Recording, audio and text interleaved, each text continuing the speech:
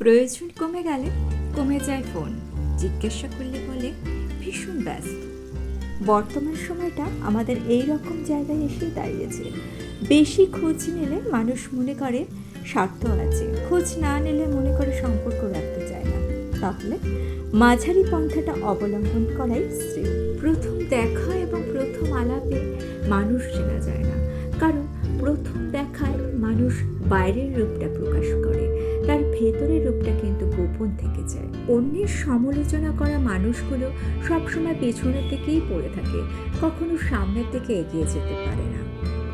অসৎ সঙ্গ কয়লার সমান, যা গরম হলে পুড়িয়ে দেয় আর ঠান্ডা হলে হাত কালো করে দেয়। মানুষ প্রতিভার প্রশংসা কম করে, ব্যর্থতার সমালোচনা বেশি করে। অপরের কথা শুনে কারোকে সন্দেহ করবেন না। বর্তমানে এই অযথা সন্দেহের কারণে অনেক সম্পর্ক নষ্ট হয়ে যাচ্ছে। সন্তানকে স্বাধীনতা দেবার আগে শিক্ষা এবং সংস্কার দিন। কারোর সঙ্গে সম্পর্কে জড়ানোর আগে একটু ভাবুন, কারণ সম্পর্কে জড়ানোর পর নিজের ভালো থাকাটা অন্যের উপর নির্ভর হয়ে যায়। মানুষ অর্থ দিয়ে নিজের অবস্থার পরিবর্তন করতে পারে, কিন্তু স্বভাবের পরিবর্তন করতে পারে না। মানুষের ব্যবহার দেখে সম্মান করুন, বয়স দেখে নয়।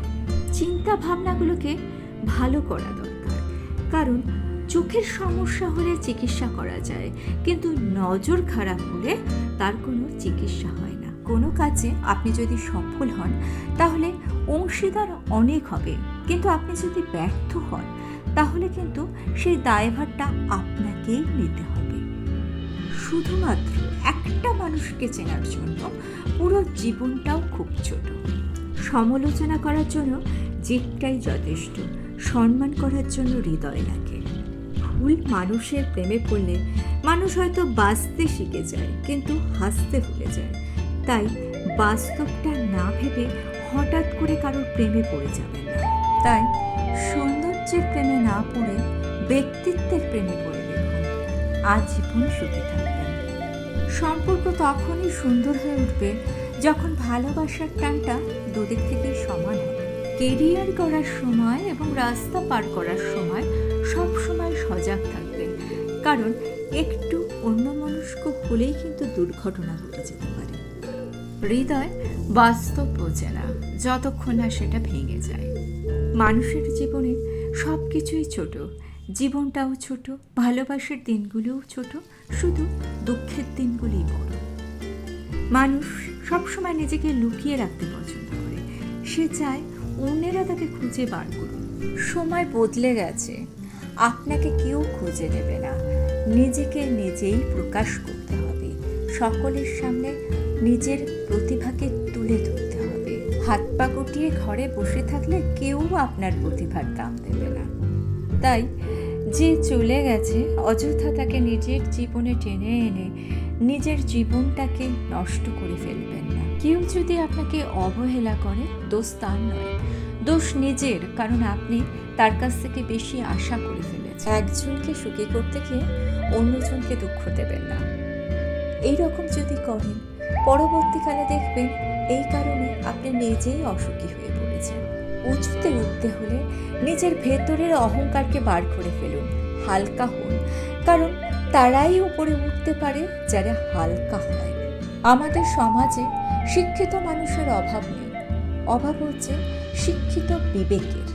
আপনি যাকে ভালোবাসেন তার সঙ্গে আত্মীয়তা না করে যে আপনাকে ভালোবাসে তার সঙ্গে আত্মীয়তা করুন।